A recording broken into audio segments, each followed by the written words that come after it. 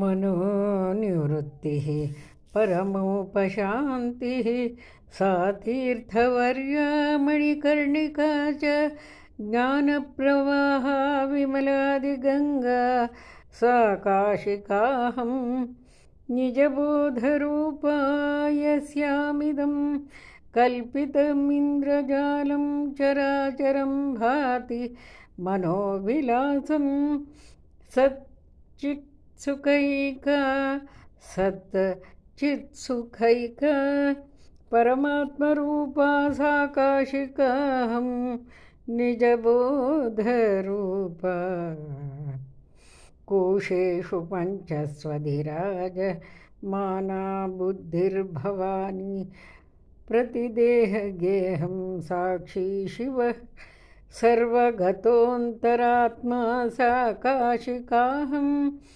निजबोधरूपा काशां हि काशते काशी काशी सर्वप्रकाशिका सा काशी विदिता येन तेन प्राप्ता हि काशिका काशीक्षेत्रं शरीरं त्रिभुवनजननी व्यापिनी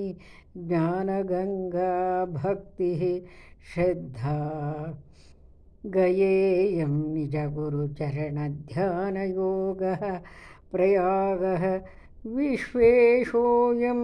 तुरीयः सकलजनमनः साक्षिभूतोऽन्तरात्मा देहे सर्वं मदीये